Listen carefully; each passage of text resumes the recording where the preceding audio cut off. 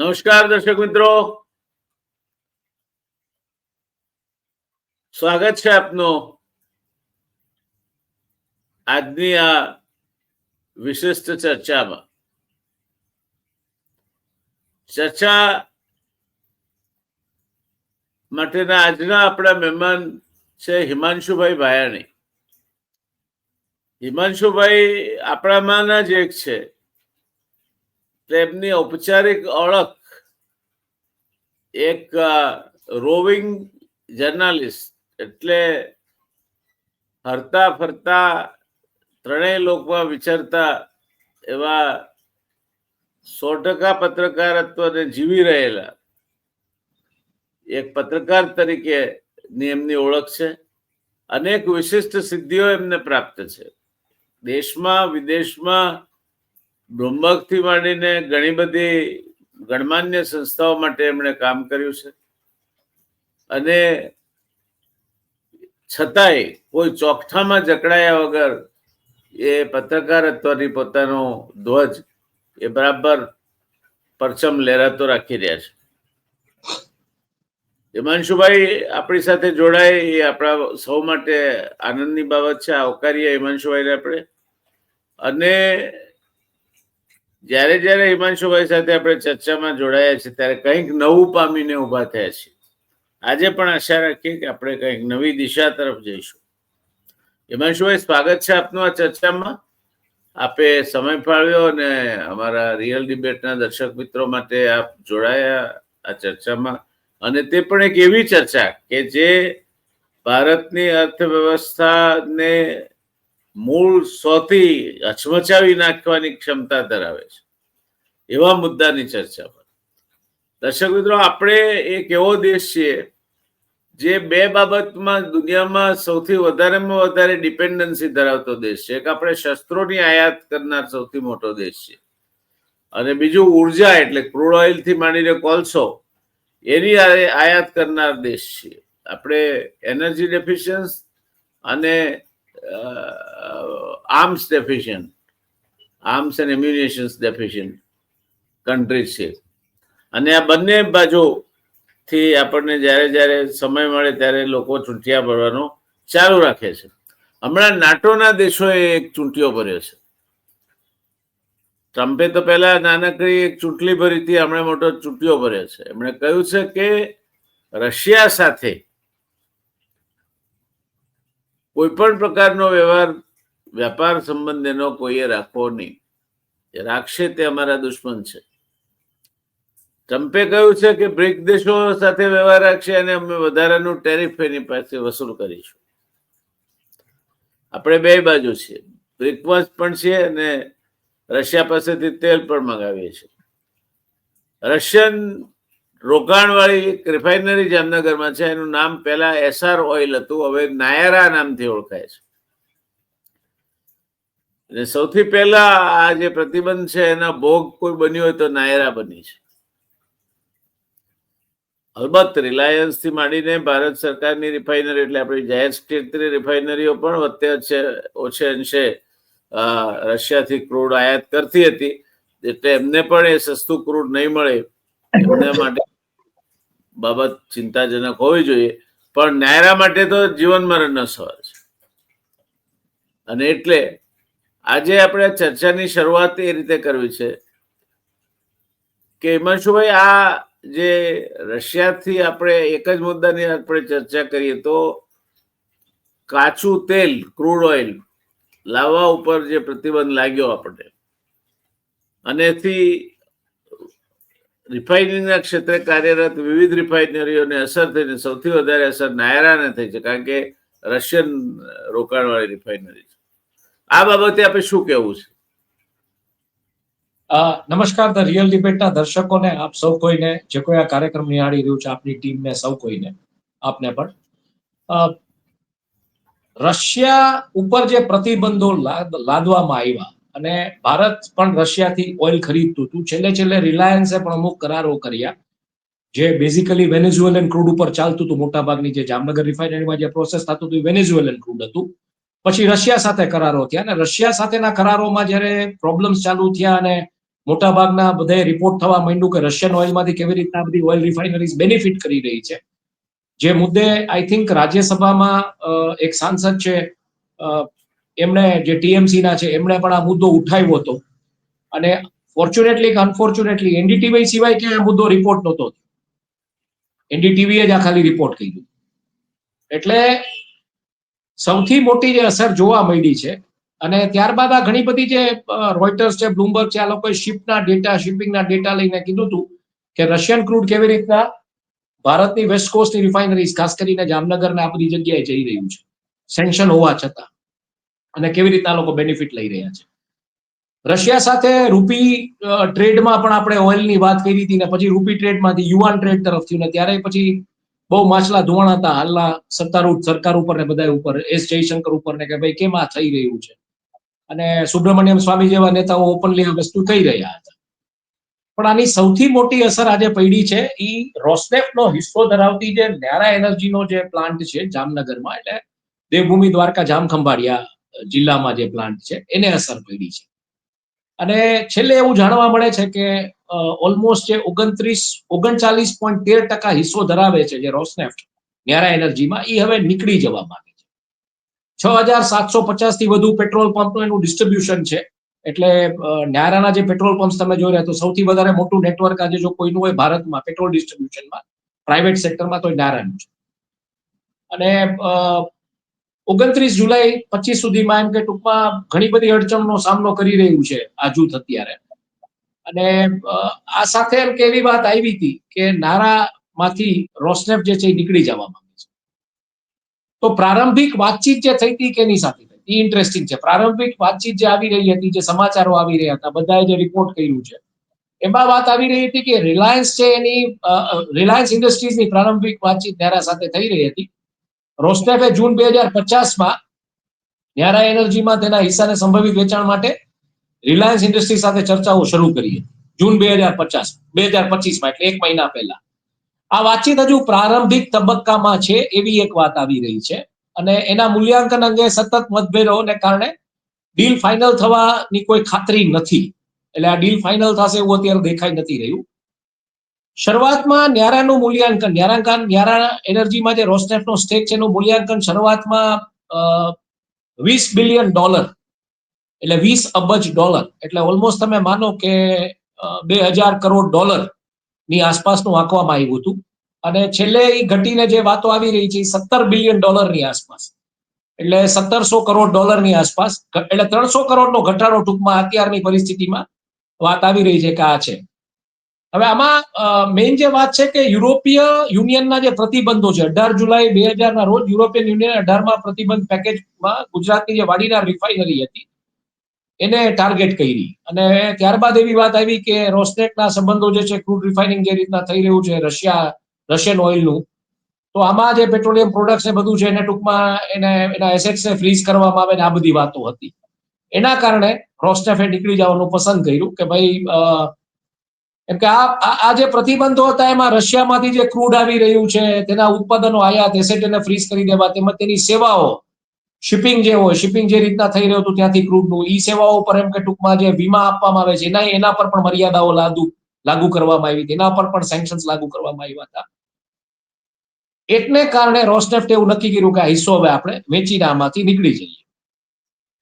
બીજા અન્ય જે ખરીદારો છે એની જે વાત આવી રહી છે એમાં રોસનેફ્ટ અને યુસીપી ઇન્વેસ્ટમેન્ટ ગ્રુપ જે 24.5% બીજો હિસ્સો ધરાવે છે, એમાં ટૂંકમાં અદાણી ગ્રુપની પણ વાત છે, સાઉદી એરમકો ગ્રુપની પણ વાત છે, અને ઓએનજીસી આઈઓસી નું એક સંયુક્ત જોડાણમાં જે રિફાઇનરી આવી રહી છે જામનગરમાં એની પણ વાત છે. એટલે અદાણી ગ્રુપ મૂલ્યાંકનની ચિંતાઓ ટૂંકમાં કરી હતી અને ટોટલ એનર્જી સાથે કરારને કારણે એ લોકોએ નકારી કાઢ્યું છે કે ભાઈ અમે આમાં નહીં આવી, ટોટલ એનર્જી સાથે અમારા કરારો છે. અને સાઉદી એરમકો ની જે વાત આવે છે કે ભારતમાં જે રીતના એ લોકો ડાઉનસ્ટ્રીમમાં આવવા માંગે છે, તો એમાં ક્યાંક 17 થી 20 બિલિયનનું જે મૂલ્યાંકન છે એને એ લોકો અતિશય માને છે કે આ વધારે પડતું છે. સાઉદી એરમકો અત્યારે, એટલે આમાં એવું છે ને સાહેબ, જ્યારે કોઈ એસેટ વેચવા નીકળે ને ત્યારે લેવાની બધાને ગરજ હોય, પણ એ લોકો એનો ભાવ ટૂંકમાં એવી રીતના કે અમારે ટર્મ્સ એન્ડ કન્ડિશન્સ ઉપર લેવું છે. એટલે વેચાણ કરવા નીકળનાર માણસની અત્યારે મજબૂરી છે કે એને વેચાણ કરવું જ પડે એમ છે રોસ્નેફ્ટને, પણ લેનારાઓની મજબૂરી નથી, એટલે એ લોકો તો એને કસશે સરખી રીતે. બીજી તરફ ઓએનજીસી આઈઓસી ન્યારામાં જે માર્કેટિંગ નેટવર્કનું જે મૂલ્ય ધરાવે છે લગભગ 2 થી 3 બિલિયનનું રિફાઇનરીનું એટલું વાકે છે, એટલે રોસ્નેફ્ટની અપેક્ષાઓથી ઘણી ઓછું છે ટૂંકમાં આ જે મૂલ્યાંકન છે. અને જેએસડબલ્યુ ગ્રુપ છે એની પણ વાત આવી રહી હતી કે JSW group, Jindal steel group જે છે એ પણ આમાં ક્યાંક રસ ધરાવે છે એવી પણ વાત આવી રહી હતી. પણ જે પ્રકારના જીઓ પોલિટિકલ સેન્કશન્સ ને જે એમાં રિસ્ક છે બધું, ઓઇલ ક્યાંથી લઈ આવવું, શું કરવું, એટલે એ હજી વિચારણાઓ હેઠળ છે. બીજી એક વાત આવી રહી હતી, ટ્રાફિગારાનો જે હિસ્સો છે એ લગભગ એ લોકોએ હારા કેપિટલ સાલ્સ એટલે કે જે મેટેટેરા ગ્રુપ છે, મેરેટેરા ગ્રુપ, એને વેચી નાખ્યો હતો, પેટા કંપનીને વેચી દીધો હતો. અને સૂત્રો સૂચવે કે ટ્રાફિગારા અને રોસ્નેફ્ટ અને યુપીસી નો જે યુસીપી નો જે સમાન શરતોમાં બહાર નીકળી જવા ડીલ થાય તો એ સંભાવના અત્યારે જોવાઈ રહી છે. આમાં મુખ્યત્વે પશ્ચિમી પ્રતિબંધો જે છે, ટૂંકમાં જે તમે નાટોની જે સ્ટાર્ટિંગમાં વાત કરી કે આજકાલ નાટો હવે આમાં પણ ઇન્ટરફિયર કરવા માંડ્યું છે, એટલે આ પશ્ચિમી પ્રતિબંધોને કારણે હિસ્સો વેચવાનું પ્રેરણાભર 2014 થી આમ તો જોવા જાવ તો લાગુ થઈ ગયું હતું કે યુએસ ને યુરોપિયન જે યુનિયનના જે પ્રતિબંધોને આ બધું જે આવવાનું ચાલુ થયું હતું. અને 2022માં જે યુક્રેન સાથેના યુદ્ધની જયારે શરૂઆત થઈ ગઈ ત્યાર પછી તો આ ટૂંકમાં તીવ્ર થઈ ગયું. એટલે ઇન્ટરેસ્ટિંગ વાત એ છે કે 2016માં હજી રોસ્નેફ્ટ ઇન્ડિયામાં આવ્યું આઈડિયલી જોવા જાવ તો, અને 2022માં એને એક્ઝિટ થઈ જવું પડે છે. 2022માં એ લોકોનો પ્લાન ક્લિયર હોય છે કે ભાઈ એક્ઝિટ થઈ જવું પડશે. અને 2025માં એમ કે નવીનતમ યુરોપિયન યુનિયનના જે પ્રતિબંધો છે જેને કારણે ન્યારાને લોકોએ ન્યારાની જે એસેટ છે ને જે રીતના એ લોકોએ નિશાન સાધ્યું છે એમાંથી નીકળવા સિવાય એના પાસે બીજો કોઈ ઓલો છે નહીં. પણ અત્યારે વાત આવે છે મૂલ્યાંકનના વિવાદોની છે. આનું મૂલ્યાંકન તમે શું, એટલે બહુ ક્લિયર મેં તમને કીધું કે વેચવા વાળો જયારે વેચવા નીકળે છે ત્યારે એની ગરજ છે વેચવાની, અને લેનારાની કોઈ ગરજ નથી. લેનારાને ચોક્કસ જોઈએ છે પણ એની ટર્મ્સ એન્ડ કન્ડિશન્સ, એનું ડ્યુ ડિલિજન્સ એના ભાવ નક્કી કરે, ઓલો કે ભાવે એ લોકો લે નહીં. અને જે પ્રકારના આમાં જીઓપોલિટિકલ રિસ્ક છે, એટલે જે પ્રકારની ક્રિંક્સની આખી જે ધરી બની રહી છે, China, Russia, Iran, North Korea અને સાઉદી અરેબિયા, એ પણ એક પ્રકારનું રિસ્ક છે. એટલે એમાં અત્યારે કોણ આવે, કેવી રીતના આવે, પાછું તમારે કાચું તેલ તો આ બધી જગ્યાએથી લઈ આવવાનું, કારણ કે સૌથી મોટો જથ્થો છે એ 86% જે રિઝર્વ છે ઓઇલના, એ કાં ફોર્મર સોવિયત યુનિયનમાં છે, કાં મિડલ ઈસ્ટમાં છે, ને કાં પછી આ બાજુ છે યુએસએમાં. યુએસએ ચાલો પોતાનું કરી લે તો પણ આ બાજુ જે પ્રકારના જીઓપોલિટિકલ રિસ્ક છે, વોર ઝોન્સ જે રીતના એક્ટિવેટ થઈ ગયા છે, કોન્ફ્લિક્ટ ઝોન્સ, કાલ સવારે કોકની આ ટૂંકમાં બેડા મૂકી દે, જહાજી બેડા સ્ટેટ ઓફ હોર્મુઝમાં જે પરિસ્થિતિ સર્જાણી હતી, તો તમે માલ કેવી રીતના લેવો, કાચો માલ કેવી રીતના, ત્યાં તો માલ ભડકે સળગી ગયો હોય, એનો ભાવ એવો થઈ ગયો હોય, અને ફ્લોટિલા કાર્ગો છે એનો ભાવ એવો થઈ ગયો. ફ્લોટિલા કાર્ગો એટલે જે કાર્ગો દરિયામાં પડ્યો હોય એ પછી નીચા ભાવે ન જાય, એ ઊંચા ભાવે જ જાય. એટલે આ બધી પરિસ્થિતિઓમાં ને ન્યારાનો પ્રતિસાદ એવો છે, ન્યારા એનર્જી એમ કહી રહ્યું છે કે ભાઈ આ યુનિયનનો અમે વિરોધ કર્યો છે, આજે યુરોપિયન યુનિયને જે પ્રતિબંધો લાવ્યા છે એનો, પણ દલીલ કરી છે કે સ્વતંત્ર રીતે અમે કામ કરી શકીએ એવો મારો પ્રયત્ન છે. અને રોસ્નેફ્ટ પ્રતિબંધો ભારતના સાર્વભૌમત્વનું ઉલ્લંઘન ગણાવ્યું છે કે ભાઈ રોસ્નેફ્ટ ઉપર તમે પ્રતિબંધ લગાવો તો એ તો અમારે સમસ્યા થાય.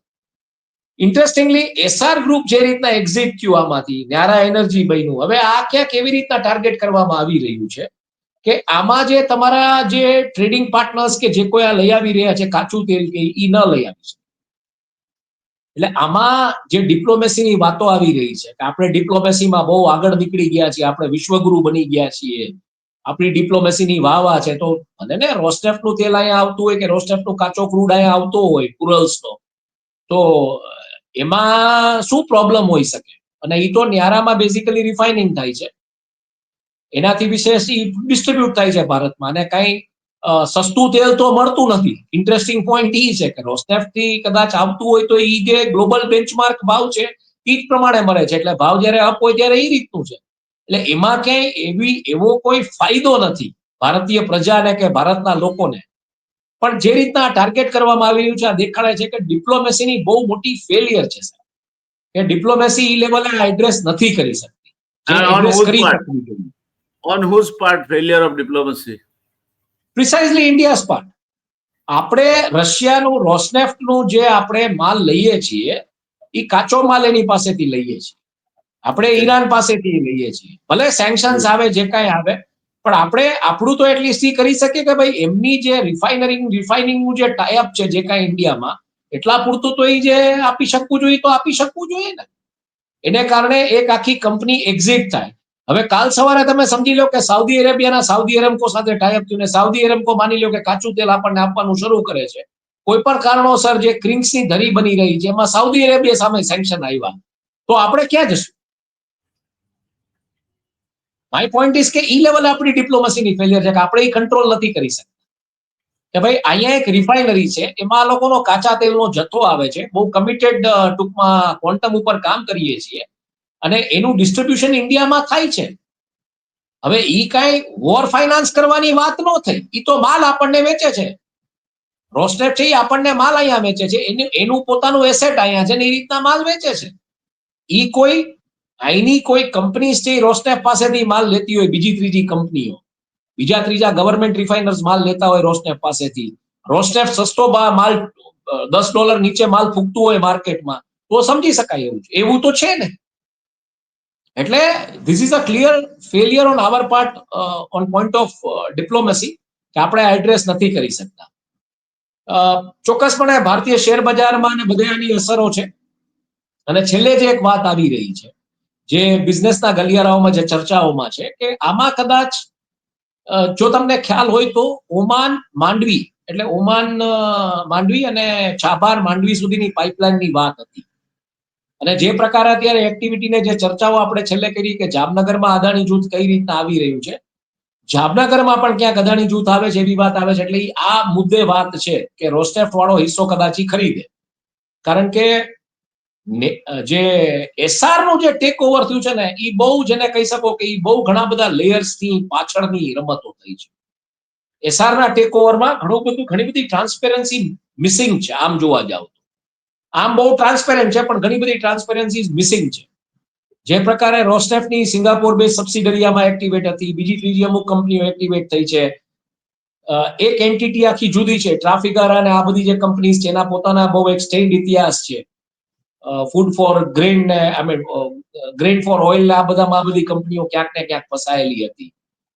અને આ બધો જે ઇતિહાસ છે ને, એમાં જે આખી જે એની જે પોર્ટ ને શિપિંગની જે કંપની હતી એની એક્વિઝિશન બહુ જુદી રીતે થઈ. એ એક કંપની એવી કંપની એકવાર કહ્યું જેની કોઈ ડિટેલિંગ છે નહીં. એટલે આઈડિયલી તમે જોવા જાઓ તો ન્યારા એટલે એસઆર નું જે એક્વિઝિશન ન્યારા હેઠળ થયું છે, અને ન્યારાના અત્યારે પેટ્રોલ પંપ મોટા ભાગે એવા લોકો પાસે છે જે સત્તારૂઢ પાર્ટીમાં છે. એટલે આ બધું જે છે એ પરતો હજી બહુ ટ્રાન્સપેરેન્ટલી સામે નથી આવી રહી, અને એને કારણે જે લેક ઓફ ટ્રાન્સપેરન્સી છે એમાં આ પ્રોબ્લેમ છે. અને આ બહુ પ્રિસિઝન સાથે ટાર્ગેટ કરવામાં આવ્યું છે. એટલે હું કહું છું કે આ ડિપ્લોમેટિક ફેલિયર છે, કે જો આમાં આ બધી ટ્રાન્સપેરન્સી બહાર આવે તો ઘણું બધું બહાર આવવાનું છે. જેમ અદાણીમાં તમે જેપીસી ની માંગ કરો છો, એમ આમાં ઘણું બધું ટ્રાન્સપેરન્ટલી બહાર લઈ આવવું પડે છે. અમુક કંપનીઓ એવી છે કે જેની કોઈ ડિટેલિંગ અવેલેબલ જ નથી, કે આઈડિયલી જોવા જાવ ને એ કંપનીઓ એમાં હિસ્સા ખરીદા છે, જે પોર્ટની ને ખાસ કરીને પોર્ટ સેક્ટરની જે એન્ટિટી છે એસઆર ની એમાં. એટલે આઈડિયલી સ્પીકિંગ આની અસર ભારતીય શેર બજાર ઉપર પણ જોવા મળી છે, બધે જોવા મળી છે. પણ કેવી રીતના બધું વર્કઆઉટ થશે ને, જે છેલ્લે આપણે ચર્ચા કરી હતી કે જામનગરમાં જે રીતના અદાણી પગપેસારો કરી રહ્યા છે, મુન્દ્રાથી લઈ કંડલા, નવલખી, જામનગર, પોસીત્રા, ઓખા, પોરબંદર, જામનગર, આ બધા પોર્ટ્સ ઉપર જે આવી રહ્યા છે, આ બધું બહુ કઈક સ્ટ્રેટેજિક થઈ રહ્યું છે. એટલે કાં ભદ્રેશ્વરમાં જે જમીનો લેવાઈ રહી છે એમાં કોઈ મોટો રિફાઇનિંગ પ્લાન્ટ આવે, અથવા તો આમાં અદાણી ગ્રુપ હિસ્સો લે જે ના પાડી રહ્યું છે અત્યારે. વેલ્યુએશન ને જે બધું થશે જે દિશામાં એ રીતના થશે, પણ બહુ ક્લિયરલી દેખાઈ રહ્યું છે કે કાં ન્યારાને અત્યારે બંધ કરવું તમને પોસાય એમ નથી. કારણ કે ન્યારાનો જે ફીડ સ્ટોક છે 6,700 ને, જેમ પેલા મેં આંકડો આપ્યો કે 6,700 ને પેટ્રોલ પંપ, એટલે પ્રાઇવેટ સેક્ટરનું સૌથી મોટું લાર્જેસ્ટ ફ્યુલ ડિસ્પેન્સિંગ નેટવર્ક. અને એમાં અદાણીએ જે રીતના ટાઈઅપ કર્યું છે જીઓબીપી સાથે, જીઓબીપી ના પંપ સાથે ગેસના ડિસ્ટ્રીબ્યુશન માટે, તો ક્લિયરલી કંઈક ઇન્ડિકેશન છે કે આ એસેટ તમારે ગમે એમ કરીને ટકાવવાની છે. ક્રૂડ તમારે જ્યાંથી લઈ આવવું હોય ત્યાંથી લઈ આવો. સેન્કશન્સ ભલે લાગેલા છે અત્યારે, રોસ્ટેફ નીકળી જાય તો એક ઓપોર્ચ્યુનિટી છે આવા લોકો માટે જે આમાં હિસ્સો ખરીદશે ને આગળનું. કારણ કે જે રીતના અદાણી ગ્રુપનું ટાઈઅપ જીઓબીપીમાં ગેસ ડિસ્ટ્રીબ્યુશન માટે થયું છે ને, એ બહુ ક્લિયરલી ઇન્ડિકેટ કરે છે કે કંઈક મોમેન્ટ આ દિશામાં થઈ રહી છે. કારણ કે અદાણી પાસે કોઈ રિફાઇનિંગ એસેટ્સ નથી, કોઈ રિફાઇનરી એસેટ્સ નથી, પણ જો એને ટાઈઅપ પહેલા કરી લીધું છે અને રિફાઇનિંગના એરિયામાં આવવા માંગે છે, અથવા તો જે એલએનજી નું ટર્મિનલ બનાવવાની વાત હતી મુન્દ્રામાં, અને આ દિશામાં કંઈક થઈ રહ્યું હોય, તો બહુ ક્લિયર ઇન્ડિકેશન્સ છે કે ફીડસ્ટોક પહેલા લઈ આવશે ને એની પહેલા એના માટેની આ બધી તૈયારીઓ ગ્રાઉન્ડ લેવલ ઉપર થઈ રહી છે કે યારાનો સ્ટેક અલ્ટિમેટલી રોસ્ટેફનો કદાચ ખરીદે. So let us weight and watch. અત્યારે તો ના પાડે છે, પણ let us weight and watch. પણ આ સમગ્રતયા જે પરિસ્થિતિ છે હિમાંશુભાઈ, એ પરિસ્થિતિમાં અને ભારતીય અર્થવ્યવસ્થા, આપે સાચો ઉલ્લેખ કર્યો ભારતીય શેર બજારનો, કારણ કે ક્વાર્ટર વનના રિઝલ્ટ પણ હવે ધીરે ધીરે બહાર આવવા માંડ્યા છે અમુક કંપનીઓના, અને ભારતીય શેર બજાર થોડું પાછું ઉચકાયું છે, પણ લાંબા ગાળે એની રૂખ એ આ એનર્જી કોસ્ટ પર આધારિત રહેવાની છે, એમાં કોઈ શંકા નથી. તો એ પરિસ્થિતિમાં એવો દેશ કે જે પોતાની ઉર્જાની જરૂરિયાતના લગભગ 90% આયાત ઉપર આધારિત છે, પછી કોલસો હોય કે ક્રૂડ ઓઇલ હોય, એ દેશમાં ઉર્જાની કિંમત વધે, એ પ્રકારની પરિસ્થિતિનું નિર્માણ થાય, એ ચોક્કસ રીતે આપણા વિદેશ મંત્રાલય અને વિદેશ મંત્રીએ વિચારવા જેવું હતું. અને હું આપની સાથે પૂર્ણતયા સમજ છું કે આ આખોય વાતમાં પાયાનો જો કોઈ પ્રશ્ન ગણવો હોય તો એ ડિપ્લોમેટિક ફેલ્યોર છે. આપણે કૂટનીતિની દ્રષ્ટિએ આપણા હિતોની રક્ષા કરવામાં ક્યાંક ને ક્યાંક ઊણા ઉતર્યા છીએ. આપણું વિદેશ મંત્રાલય ઊણું ઉતર્યું છે, ભારત સરકાર ઊણી ઉતરી છે, એવું સ્પષ્ટ દેખાય છે. કારણ કે રશિયા તમને શસ્ત્રો નહીં આપે તો બીજું કોઈ આપવાનું નથી, રશિયા તમને તેલ નહીં આપે તો બીજે કોઈથી તમારાથી એ ભાવે તેલ મળવાનું નથી. બંને બાજુ તમે એવી પરિસ્થિતિમાં છો કે ત્રિશંકુની સ્થિતિમાં મુકાયેલા છો. તેવી સમયે આ યુરોપિયન દેશો એટલે નાટોના દેશો ખાસ કરીને એ આડા ફાટે તો યુરોપ સાથેના સંબંધો અને એ લોકો સાથેની આપણી જે કઈ પ્રકારની, ટ્રમ્પના માટે તો એવું કહી શકાય કે ટ્રમ્પ તો વેપારી છે. ટ્રમ્પ એના પોતાના અંગત અને વ્યાપારિક હિતોને જ પ્રાધાન્ય આપે છે અને પોતાના કુટુંબને શું ફાયદો થાય તે પહેલા ગણતરીમાં લે છે. બાકી આ ટેરિફ ને બધું તો એના ઓઠે રમવા માટેની વસ્તુઓ છે. ટ્રમ્પને તમે કદાચ અસરકારક ના બની શકો, પણ યુરોપિયન કન્ટ્રીઝમાં પણ તમારી જે વ્યૂહાત્મક ડિપ્લોમસી કહેવાય, કૂટનીતિ, એમાં નિષ્ફળ ગયા છો એવું સ્પષ્ટ દેખાય છે. તો એ જો ચાલુ રહે અને ઉર્જાની કિંમતો વધે તો ભારતીય શેર બજારમાં આમે એફઆઈઆઈ નેટ વેચવાલ છે. અત્યારે આપણે ખાલી ગયા મહિના એટલે જુલાઈ મહિનાની જ વાત કરીએ તો 1 લાખ કરોડ ઉપરાંતનું કાગળિયું એફઆઈઆઈ વેચી માર્યું છે ભારતીય શેર બજારમાં. તે પરિસ્થિતિમાં ભારતીય શેર બજાર કઈ દિશામાં જાય, શું થાય એનું? એટલે બહુ ક્લિયરલી એક આજે તમારા પ્લેટફોર્મ પર આજે વાતે કરી દઉં કે ધ મયુરજાની ઓફિશિયલ અને ધ ગુજરાત રિપોર્ટર ઉપર ડેઈલી મેં સોમવારથી ગુરુવાર હવે સ્ટોક માર્કેટનો આખો ચિતાર, એટલે આજે સ્ટોક માર્કેટ કેવું રહ્યું છે અને આવતીકાલે કેવું રહેશે, અને ખાસ કરીને એમાં સ્ટોક માર્કેટ, શેર બજાર, કમોડિટી બજાર, કરન્સી માર્કેટ અને ક્રિપ્ટો કરન્સી માર્કેટ, આના ઉપર અમે ચર્ચાઓ કરીએ છીએ. એટલે એમાં બહુ ક્લિયર ઇન્ડિકેશન્સ આવી રહ્યા છે કે અત્યારે Indian stock market range bound છે. ટેરિફની જે ચર્ચાઓ થઈ રહી છે એના ઉપર નજર છે. એક્સપર્ટ્સ એમાં પણ કોશન કહી રહ્યા છે કે થોડુંક તમારે બહુ ધ્યાનથી ટ્રેડ કરવું પડશે. કોર્પોરેટ રિઝલ્ટ જે આવી રહ્યા છે ક્વાર્ટર 1 ના, એ બહુ પ્રોત્સાહનજનક નથી. આજે એનએસઈ ઉપર steel authority of India limited અને આઈ થિંક બીએસસી ઉપર gas authority of India limited, આ one of the top losers હતા. ગવર્મેન્ટ કંપનીઝ છે. 31% યર ઓન યર બેસિસ ઉપર એમાં બેઝિકલી ડેન્ટ જોવા મળ્યો છે ગેલની ઇન્કમ, અને સેમ વસ્તુ ઇવન સેલમાં જોવા મળી છે. તો આઈ થિંક ગવર્મેન્ટે ક્યાંક આના ઉપર હવે આ બધી કંપનીઝ ઉપર ધ્યાન રાખવું પડશે. અને આપણે જે વાત કરતા હતા મેઇનલી તો કે જે ઓમાન માંડવી ને છાબાર માંડવીની જે ગેસ પાઇપલાઇનની વાત હતી, હવે એમાં એવી એક વાત આવે છે, કેટલું સાચું ખોટું ખબર નથી, કારણ કે આ બધી જે વાત છે એ બેઝિકલી ટ્રેડિંગ ડેસ્ક ઉપર થતી ચર્ચાઓ અને ખાસ કરીને બ્લુમબર્ગના ટર્મિનલ્સમાં જે ચર્ચાઓ થતી હોય છે, જે સંભાવનાઓ ઉપર ટ્રેડર્સથી માંડીને બધા રમતા હોય છે, કે કદાચ અબુધાબી નેશનલ ઓઇલ કંપની જેનું રોકાણ છે ભારતીય અમુક ઓલામાં, એ અથવા તો જે national Iranian oil company NIOC અને સાઉદી અરેબકો આ ભેગા થઈને કદાચ આમાં આ હિસ્સો ખરીદે એવી સંભાવના છે. હવે NIOC જો અંદર આવે, નેશનલ ઇરાનિયન ઓઇલ કંપની, તો આઈ થિંક એના ઉપર સેન્કશન્સ લાગવાની પૂરેપૂરી સંભાવના છે. ચાલો, એડોક નો પ્રોબ્લેમ નથી, અબુધાબી નેશનલ ઓઇલ કંપનીનો પ્રોબ્લેમ નથી, પણ બાકી હું બહુ ક્લિયર છું કે જો NIOC આમાં આવે કે NIOC ના પૈસાના ટ્રેસીસ મળે તો એ સંભાવનાઓ આમ નહીં તો આમ આવશે હવે. હા, એટલે આમાં સેન્કશન્સ લાગે ત્યારે તમે લગાડો. હું સમજી શકું કે આપણે આ ઓઇલ એક્સપોર્ટ કરતા હોઈએ, આપણે આ ઓઇલ એક્સપોર્ટ નથી કરતા, આપણા પોતાના પ્રોસેસ કરીને આપણા પોતાના રિક્વાયરમેન્ટ માટે રમીએ છીએ, અને એમાં સેન્કશન્સ લાગે એટલે as I sad it is a very, એટલે કોક ક્યાંક બહુ મોટી રમત રમી રહ્યું છે, અને ઈ કોક ઓઇલ એન્ડ ગેસ સેક્ટરનું જ છે જે ટાર્ગેટ કરી રહ્યું છે. અને એમાં જે વાત આવી રહી છે રિલાયન્સ સાથેની વાતચીતની અને જે વેલ્યુએશનની વાતચીત ને વેલ્યુએશન ઉપર અટકેલું છે, આ બહુ ક્લિયર કટ ઇન્ડિકેશન છે કે જો ન્યારાના સ્ટેકમાંથી રોસ્ટેફ નીકળી જાય અને રિલાયન્સ આવે તો રિલાયન્સ આ ફીડસ્ટોક લઈ આવશે ક્યાંથી? આ પ્રોસેસ કરવા માટેનો ફીડસ્ટોક એ અત્યાર સુધી સસ્તું ઉરાલ્સનું જ ઓઇલ લેતું હતું. આ તો હવે અત્યારે લોકોએ પછી મર્ઝબાન ક્રૂડ ને બધું ઉપાડવાનું ચાલુ કર્યું છે મિડલ ઈસ્ટનું, જે કોસ્ટલી છે કમ્પેરેટિવલી, પ્રીમિયમ ક્રૂડ છે. એટલે થશે શું? મોંઘું ક્રૂડ આવશે તો પાછો કદાચ ઇન્ફ્લેશન થી માંડીને વેલ્યુ ડ્રીવન જ ગ્રોથની આપણે વાત કરશું. પાછું ટૂંકમાં કમાશે ઉદ્યોગપતિઓ જ કમાશે ને આ જ બધા લોકો કમાશે ને આપણે તો ટૂંકમાં ટેક્સ જ પે કરવાના, એવી વાત આવશે. એટલે either it is a diplomatic failure or either it is a strategic diplomatic failure. Let it fail, let somebody get in, and they are going to pay ultimately GST, they are going to pay premium on whatever they buy and process.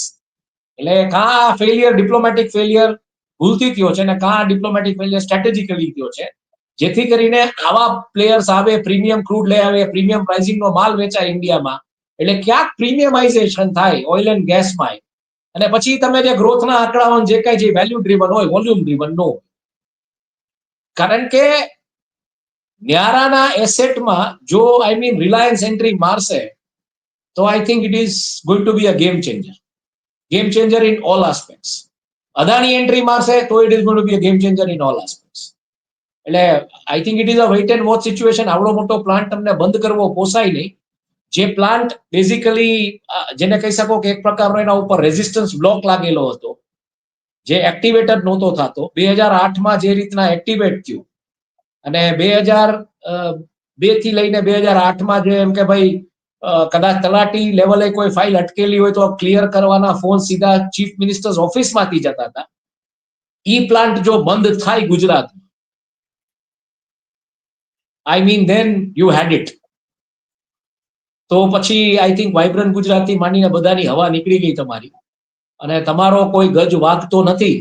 તમે જે કહો છો કે 5માં અમે પૂજાય છીએ, 5માં અમને પૂછે છે, ઈ વાતમાં માલ રહ્યો નહીં. એટલે આ પ્લાન્ટ બંધ કરવો પોસાય એમ નથી.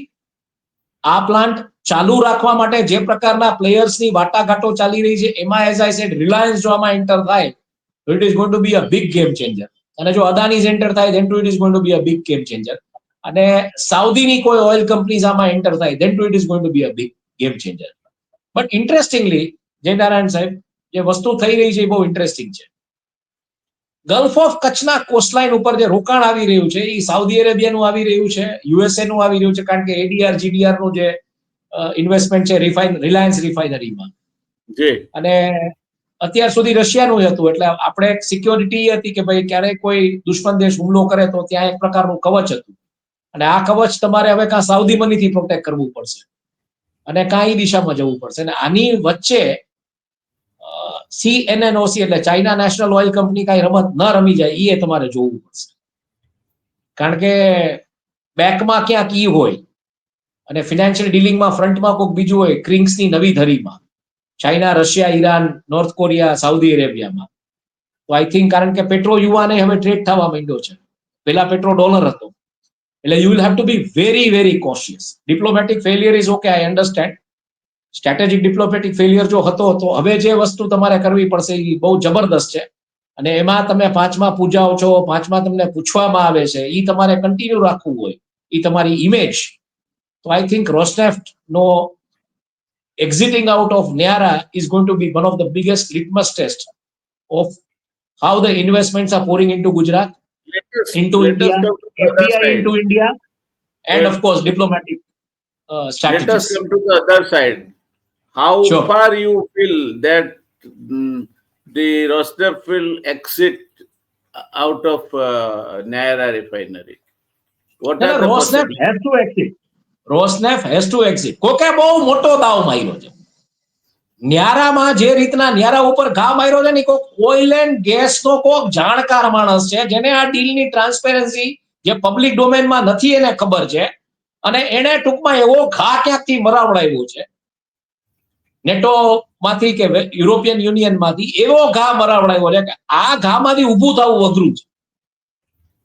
કારણ કે એઝ આઈ સેડ ઘણી બધી ટ્રાન્સપેરન્સી ઘણા લેવલે મિસિંગ છે. 2016માં જયારે આ ટાઈઅપ થયું હતું ત્યારે આખો જે એની પ્રેસ રિલીઝ ને જે બધી કંપનીઝ આવી હતી, કંપનીઝનો ડેટા મેં સ્ટડી કર્યો હતો. મેં ડેટલાઇન ગુજરાત ઉપર પણ આ મુદ્દે લખેલું હતું. અને આમાં જે પ્રોબ્લેમ છે ને સાહેબ, એ જ છે કે આ એટલું આસાનીથી ભેગું નહીં થાય. હું ઈ કાઢવાનો પ્રયત્ન કરું છું, ઈ લિંક, અને એમાં જે કંપનીઝના નામ હતા એ જો કાઢવાનો પ્રયત્ન કરું, જો મળે ને તો હું તમને ઈ એક થોડુંક ઇન્ડિકેશન આપું કે અહીંયા જે ટ્રાન્સપેરન્સીનો પ્રોબ્લેમ છે એ બહુ મોટો છે. અને ઈ એનો કોકે અર્થ એ થયો કે રોસ્નેફ્ટ ને આ છોડી દેવું પડે. That is open and shut case. એમાં કઈ બીજી કોઈ શક્યતા આપ જોતા નથી? બિલકુલ હું નથી જોતો. અને આ સ્ટ્રેટેજિકલી જ કોકે એવો ઘા માર્યો છે કે આમાં નહીં ભેગું થાય. આપે એક આમાં શબ્દ સોએ સો ત્રણેય માટે વાપર્યો. આપે આરામકો માટે વાપર્યો, આપે એસઆર, આપણે રિલાયન્સ માટે વાપર્યો અને અદાણી માટે વાપર્યો. And that G. Word was game changer. What do you mean by that? શેના માટે? આપે કહ્યું કે અદાણી આવે તો પણ એ ગેમ ચેન્જર હશે, રિલાયન્સ આવે તો પણ એ ગેમ ચેન્જર હશે, સાઉદી આરામકો આવે તો પણ એ ગેમ ચેન્જર હશે. તો આ ગેમ ચેન્જર હા, એટલે એટલે શું? I am very clear. I am very clear કે જો આ બધા આવે તો બહુ મોટું આખું ટૂંકમાં ગેમ ચેન્જિંગ આ સાબિત થશે. કારણ કે અદાણીએ જે ટાઈઅપ કર્યું છે જીઓ બીપી સાથે, એ જોઈ વિચારીને એને ટાઈઅપ કર્યું છે. એને અમસ્તું ટાઈઅપ નથી કર્યું. પછી આઈગોર સચિન જે ચીફ એક્ઝિક્યુટિવ ઓફિસર હતા રોસ્નેફ્ટના, એ જામનગર આવીને આ આખી સાઇટ જોઈ ગયા હતા. એને પછી જ આ બધું ટાઈઅપ ને બધું કર્યું. અને આઈગોરની બહુ એક ઇન્ટરેસ્ટિંગ વાત છે. Igor has been one of the left hand of Putin. એટલે એ માણસ આવીને આ બધું જોઈ ગયો હતો ને પછી જ આ રૂપિયા આવ્યા છે. આ એમને એમ નહોતા આવ્યા.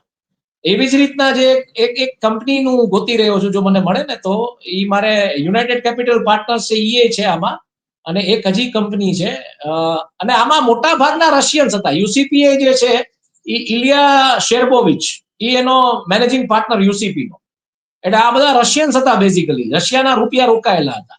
એટલે કોકે બહુ વ્યવસ્થિત રીતે, જેમાં અમેરિકાના રૂપિયા રોકાયેલા, એને કોઈ વ્યવસ્થિત ઘા ભરાવડાવ્યો કે અહીંયા ભાઈ રશિયાના રૂપિયા ભરાયેલા છે, તમે જોઈ લેજો, અજરાક તમે જોઈ લેજો, એટલું જ કીધું છે. અને પાછું એની પહેલા પાછું ટાઈઅપ કર્યું રોસ્નેફ્ટને માલ ખરીદવાનું, રશિયન ઓઇલ ખરીદવાનું ટાઈઅપ કર્યું છે. એટલે આ બહુ ઇન્ટરેસ્ટિંગ થયેલું છે. હજી એક નામ હું ગોતી રહ્યો છું, જો મને મળે ને તો ઈ નામ જે આમાં હતું ને, જે બેઝિકલી જેને આમાં ખરીદવું છે, જેનું શું કહી શકાય આનું, તમે પોર્ટ સેક્ટરની જે એન્ટિટી છે, આ બધું રશિયન ડચ કોન્સોર્શિયમ હતું આખું, જેને એસઆર ઓઇલ વાડીરા રિફાઇનરી બાય કરી હતી. હવે રશિયન ડચ કોન્સોર્શિયમ હોય ને યુરોપિયન યુનિયન જો એમાં સેન્કશન નાખતું હોય તો તમે સમજી લ્યો છો કે યુરોપિયન્સ પાસે એ વિગતો હતી કે આ રૂપિયા કેવી રીતના ક્યાંથી કેમ આવ્યા છે. અને એનો લાભ કોક ચોક્કસ છે, ઓઇલ એન્ડ ગેસનો જાણકાર છે, ઓઇલ એન્ડ ગેસના ધંધામાં વર્ષોથી છે, એને કીધું છે કે આ જરાક જોઈ લેજો. બીજું આમાં જાજુ કઈ થયું નથી. અને ત્યાં ડિપ્લોમેટિક ફેલિયર છે. ઈ જયારે કહેવાનું કે આ જરાક જોઈ લેજો, ત્યારે ઈ જે ડિપ્લોમેટિક જે બ્લિંકર્સ થવા જોઈએ કે આવું કહેવાય ગયું છે, જરાક જોઈ લેજો, ઈ ઇન્ફોર્મેશન તમારી પાસે ના આવી અને આ બધો ખેલ પડી ગયો. અને હવે રોસ્નેફ્ટને નીકળવા સિવાય બીજો કોઈ વિકલ્પ નથી. અને એ નીકળે તો એનો સ્ટેક કોણ ઉપાડે એ આપણે, એટલે હું કહું છું કે આ બધું ગેમ ચેન્જર એટલે સાબિત થશે. એ precisely coming to that point કે અત્યારે જે હેઝીનેસ છે, હેઝી પિક્ચર છે કે રોસ્નેફ્ટ નીકળશે ક્યારે, એ બિગ ક્વેશ્ચન માર્ક. કોણ આવશે, બિગ ક્વેશ્ચન માર્ક. આ બાબતે ટાઈમ ફ્રેમની દ્રષ્ટિએ આપને શું લાગે છે? ક્યારે થવું જોઈએ? આ કાલે થઈ જાય, કઈ નક્કી ન હોય આમાં. સો સોન થઈ શકે છે, કારણ કે નીકળવું ઓલાને છે. બરોબર છે. અને જે પ્રકારની વોર્નિંગ્સ અત્યારે બુશે જે છેલ્લે આપી દીધી છે, હમણાં જે આજના ડેવલપમેન્ટની વાત છે, યુક્રેન રશિયા મુદ્દે જે પ્રકારની વોર્નિંગ બુશે આપી દીધી છે, અને ક્રિંક્સની જે આખી ધરી બની ગઈ છે, એ બધાને સમજાઈ ગયું છે કે આ ડી-ડોલરાઇઝેશનની રમત ચાલી રહી છે. એટલે એમાં આ થાય, આ હું સંભવિત સંભાવના જોઈ રહ્યો છું. અને ઇન્ટરેસ્ટિંગ વસ્તુ એ છે કે ડિપ્લોમેટિક ફેલિયર, ચલો આપણા લેવલે હાલો, કદાચ આપણને ખબર નહોતી, ઓકે, ક્યાંક કાન ભંભરણી કરીને કાંઈક થઈ ગયું, ઓકે, ઠીક છે. જે વાત આવી રહી છે કે ડોનાલ્ડ ટ્રમ્પ છે એ રશિયા તરફથી જમી રહ્યા છે, તો એ રશિયા ડોનાલ્ડ ટ્રમ્પને એમ નથી કહી રહ્યું ને કે યુરોપિયન યુનિયનમાં કોઈ થકી નથી કેવડાવ્યું કે ભાઈ આ રમત રહેવા દો, બાકી બધું સમજ્યા. એટલે ક્યાંક રશિયા ઇન્ટરેસ્ટેડ છે, તમે સમજી લેજો, નીકળી જાઓ. બાકી રશિયા પાસે બહુ સ્ટ્રોંગ પોઈન્ટ ઓફ આર્ગ્યુમેન્ટ છે કે ઈ તેલ ત્યાં પ્રોસેસ થાય છે અને ત્યાં ને ત્યાં વપરાય છે, ઈ ક્યાંય બહાર નથી જતું. પણ રશિયા શું કરવા એ સ્ટ્રોંગ પોઈન્ટ ઓફ આર્ગ્યુમેન્ટ નથી મૂકી રહી. એટલે હવે જે પાંચમાં પૂછાવ છો, એટલે હું કહું છું કે I take it with the pinch of salt. જ્યારે કાંઈ આવી વાત આવે, કોન્સ્ટિટ્યુશનલ પોઝિશન ને રિસ્પેક્ટ મળે તો નમસ્કાર, બાકી તમારો જે તમારી જે તમે જે વાતો કરતા હતા અને જે તમને એક વર્ગ માનતો થઈ ગયો હતો કે આમ છે તેમ છે, એમાં મને હવે બહુ ક્લિયરલી કહો કે બહુ મસ્ત રીતે ટાચણી મારી દીધી છે ફુગામાં. અને આ ફુગો જો ફૂટ્યો તો તમારું બધું છતું થઈ જશે.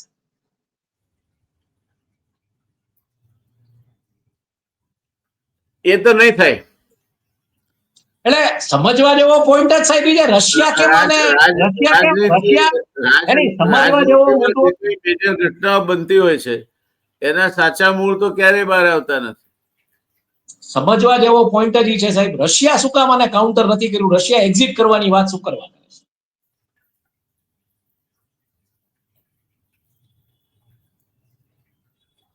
એને ખબર નથી પડતી. એ that is precisely what is bugging my mind also. તમે રોસનેફ્ટની ઇમેજીસ ગૂગલ ઉપર સર્ચ કરજો. રોસનેફ્ટની એક ઇમેજ એવી છે કે જેના એક બહુ સરસ ફોટોગ્રાફર, મને ખબર નથી કોણે ફોટોગ્રાફર નહીં જોઈતી ઇમેજ, રોસનેફ્ટની જે નેમ પ્લેટ એનું જે પ્લાક હોય ને એમાં આખી ક્રેમલિન રિફ્લેક્ટ થાય છે. એટલે રોસનેફ્ટ ક્યાં ક્રેમલિન ને કંટ્રોલ કરે છે. એટલે રોસનેફ્ટમાં કોઈક એવા માણસો આરે કંઈક એવી સોદાબાજીઓ થઈ હોય એવું મને લાગે છે કે ક્રેમલિન એમાં કઈ બોલી નથી રહ્યું.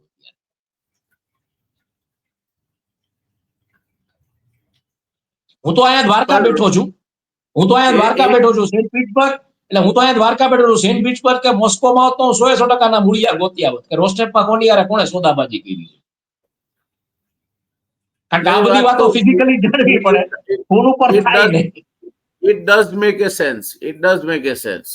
Okay. Putin, there are strong connections with this sector and strong investments also.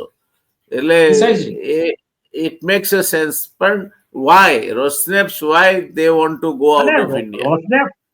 રોસનેફ્ટ આમ તમે જોવા જાવ તો જેમ ભારતમાં ઓએનજીસી જેમ રોસનેફ્ટ છે, ત્યાં બીજું કઈ છે નહીં જાજુ. પણ why the Russian government is not saying કે ભાઈ ના ના આ ખોટું છે યાર, અમે તો ત્યાં પ્લાન્ટ છે, અમારો પ્લાન્ટ ચાઇનામાં હોઈ શકે, અમારો પ્લાન્ટ યુક્રેનમાં હોઈ શકે, અને અમે ત્યાં જે માલ બનાવતો હોય ત્યાં ને ત્યાં વેચીએ છીએ, અમે ક્યાં એક્સપોર્ટ કરીએ છીએ? કાચું તેલ તો આજે દુનિયામાં ક્યાંય છે જ નહીં ને. 14% આખા વિશ્વમાં, આખું 14% જે રિઝર્વ છે એના ઉપર આખું વિશ્વ નપી રહ્યો છે. 86% તો 3 જોગ્રાફી કંટ્રોલ કરી બેઠી. તો એની પાસે તો એ પોઈન્ટ ઓફ આર્ગ્યુમેન્ટ છે. ભાઈ અમે તો દેવા તૈયાર છીએ જેને, પણ અમારો પોતાનો પ્લાન્ટ હોય, અમારો પોતાનો હિસ્સો હોય, એમાં તો અમને કરવા દો. એમાં શું કરવા એક્ઝિટ કરવાની વાત? કદાચ ઇન્ટરનેશનલ કોર્ટ ઓફ જસ્ટિસમાં મેટર જાય ને સાહેબ, તો હું તમને ચેલેન્જ ફેંકીને કહું છું કે રોસનેફ્ટની ફેવરમાં ચુકાદો આવે. But that is not going to happen. Precisely. So why that is not happening? That is the catch area. મને ટ્રાન્સપરન્સી આખી ખુલી જાય. પણ હું ઈ જ કહું છું, એટલે that is the catch area. ચાલો એને બાજુ પર મૂકીએ તો પણ ભારતીય અર્થવ્યવસ્થા, જીડીપી ગ્રોથ અને cost of energy in India, how do you look at this, as far as the present sanctions are concerned, Rosneft is concerned, Naira is concerned. એટલે રોસનેફ્ટ નો હિસ્સો જે એક્ઝિટ થશે રોસનેફ્ટ થી લઈ લેવો એટલે જરૂરી છે કોઈ પણ માટે, કારણ કે જો ઈ ટેન્ટ આવ્યો તો તમે વિચાર કરો કે 6,750 પેટ્રોલ પંપ જે એસઆર ના જે મોટા ભાગના એટલે ન્યારાના જે મોટા ભાગના સત્તારૂઢ પાર્ટી સાથે સંકળાયેલા લોકોના છે એના બેંકના હપ્તા નો નીકળ્યો, ઈએમઆઈ ના ઈ નો નીકળે, તમને બહુ મોટી સમસ્યાઓ સર્જાય. એટલે તમે જે વાત કરો છો એનર્જી સિક્યોરિટીની, જીડીપીની, એમાં તો અસર પડે જ પડે, પણ પ્રીમિયમાઇઝેશન ઓફ ફ્યુલ થાય, કારણ કે 6,750 ડિસ્ટ્રીબ્યુશન પોઈન્ટ તમારા આઉટ ઓફ ગેમ હોય અને એ બીજે ક્યાંયથી માલ લેવા જાય એક્ઝિસ્ટિંગ ડિમાન્ડ કરતા એ ડિમાન્ડ વધી જાય, કારણ કે ડિમાન્ડમાં સપ્લાયમાં ડેન્ટ આવ્યો છે એટલે એ ડિમાન્ડ વધી એટલે ઓટોમેટિકલી ફ્યુલ કોસ્ટ અપ જાય, ફ્યુલ કોસ્ટ અપ જાય એટલે ઓટોમેટિકલી બધી વસ્તુઓના ભાવ ઉપર જવાના છે, જીએસટી ઉપર જવાનો છે. એટલે મે બી તમારો જીએસટી ડેટા, તમારો જીડીપી નો ડેટા કદાચ વેલ્યુ ડ્રીવન રહે, વોલ્યુમ ડ્રીવન ના. વેલ્યુ ડ્રીવન પણ નહીં રહેતો. અને 6,750 પંપ જો આઉટ ઓફ બિઝનેસ જાય તો કદાચ દુનિયામાં પહેલી વખત એવું બને, એમ કહેવાય છે કે પેટ્રોલ પંપ નો ધંધો છે ને એમાં કોઈ નુકસાન ન હોય, તો દુનિયામાં પહેલી વાર એવું બને કે 6,750 પંપ એકી બંધ થયા અને પેટ્રોલ નો ધંધો કરતા ન હોય એવડો. ટ્રમ્પ ગેમિંગમાં નુકસાન કરી શકતો હોય તો પેટ્રોલમાં શું કરવા ના થાય? પ્રિસાઇઝલી. એટલે apart from everything, as I said, international court of જસ્ટિસમાં કયા હેતુથી નુકસાન કરવામાં આવે છે, કેટલીક વાર જાણી જોઈને નુકસાન કરવામાં આવતું હોય. એટલે ઘણી વખત એવું હોય ને કે હા, એટલે એ રીતનું હોય. અને પછી પ્રીમિયમાઇઝેશન થયા પછી મે બી કે આખી તૈયારી હોય કે પ્રીમિયમાઇઝેશન એક વખત થઈ ગયું પછી એક વખત આજે જે બધા નથી કહેતા કે 500 નું પેટ્રોલ થાય તો અમે દેશું, અમે સિંહ પાડ્યો છે, તો એ કદાચ 500 ટેસ્ટ થાય, 200-500 અને પછી કદાચ સપ્લાય શ્યોર કરવામાં આવે, રોસનેફ્ટ સિવાય બીજા કોકને ઈસરો વેચવામાં આવે, પાછું બધું કામ ચાલુ થાય, શટડાઉન કરીને પાછું બધું પાછા પંપ રિવાઈવ કરવામાં આવે, પછી પ્રીમિયમમાં વેચવામાં આવે, એવું બને ને? આપણને ક્યાં ખબર છે? સપ્લાય ગ્લટ કરવામાં આવતું હોય છે ઘણી વખત. અને એની જે ઓલું સરકાર ફિલ્મમાં ડાયલોગ છે અમિતાભ બચ્ચનનો કે મણી સેठ तुमसे कितनी बार कहा है कि नजदीकी फायदा देखने से पहले दूर का नुकसान सोच लिया करो. આમાં કદાચ દૂરનો ફાયદો જોવાતો હોય, કારણ કે વન નેશન વન ઇલેક્શન, એરિસ્ટોક્રેસી, આ બધું તો હજી ગેમ જ છે ને, આ બધું તો કરવાનું જ છે. અને જે પ્રકારનું અદાણીમાં જે મોમેન્ટમ અત્યારે જોવા મળી રહ્યું છે, 96,000 કરોડ એરપોર્ટના અપગ્રેડેશનમાં નાખે છે, રિન્યુએબલમાં જે રીતના કામ થઈ રહ્યું છે, એટલે બધું બહુ ઇન્ટરેસ્ટિંગ થઈ રહ્યું છે. એટલે let us weight and watch. Adani is buoyant on what? God only knows. ભગવાનને જ ખબર છે. મિસ્ટર ગૌતમ અદાણીને ને ભગવાનને, મિસ્ટર ગૌતમ અદાણીને ભગવાનને બેને જ ખબર છે કે કઈ ઉર્જા એને દોડાવી રહી છે અત્યારે, અને જે ઉર્જા આપનાર છે એને ખબર છે કે આ ભાઈ તું એટલે ગન પોઈન્ટ ઉપર છે કે ગમે એમ કરીને આ ભાઈ તું અત્યારે બધું પતાવ, આમાં ક્યારે શું થશે એ ખબર નથી. અને એ જે દોડાવનાર છે એને ખબર છે કે દુનિયામાં જે વૈશ્વિક સમીકરણો જે રીતના આકાર લઈ રહ્યા છે, બધું થઈ રહ્યું છે, એમાં આપણો ગજ બાકી એમ નથી. આપણે ગમે ત્યારે જોડો લઈને ક્યાંક ભાગી જ જવાનું છે, તો પછી આટલું સિક્યોર કરી નાખો એમ. ચિંતાજનક મુદ્દો સાહેબ, આ બધી વસ્તુમાં સૌથી મોટો ચિંતાજનક મુદ્દો, મારે હમણાં એક વકીલ સાથે વાત થઈ રહી હતી, વકીલ અમુક નેશનલાઇઝ બેંક્સ પણ એમની ક્લાયન્ટ છે. ચિંતાજનક મુદ્દો આ બધાની વચ્ચે શું છે તમને કહું. એ વકીલ સાહેબે મને બહુ સરસ વાત કરી. એને કીધું કે હવે હિમાંશુભાઈ એવું થઈ ગયું છે કે તમારે બેંકમાં 2 લાખ રૂપિયા ઉપાડવા હોય તો આગલે દિવસે જાણ કરવાની. એક સમય હતો કે તમારે 5 લાખ રૂપિયા ઉપાડવા જઈને તમારો સેલ્ફનો ચેક આપો, બેંક તમને પૈસા આપી દે, ન હોય તો ચેસ્ટમાંથી આવતા વાર લાગે તો 15-20 મિનિટ તમને બેસાડીને ચા પાણી નાસ્તો કરાવે ને ચા પાણી પીવડાવે ને પૈસા આપી દે. અત્યારે તમારે 2 લાખ કે 2 લાખથી ઉપર ઉપાડવા હોય તો તમારે બેંકને એડવાન્સમાં જાણ કરવાની. What is going on? That I am not surprised, કારણ કે એ તો બેંકોની સ્થિતિ તો પ્રિકેરિયસ છે. What is going on? Total mismanagement of the central bank and the banking sector. Digital transactions are on rise. Digital transactions are on rise. Digital frauds are on rise.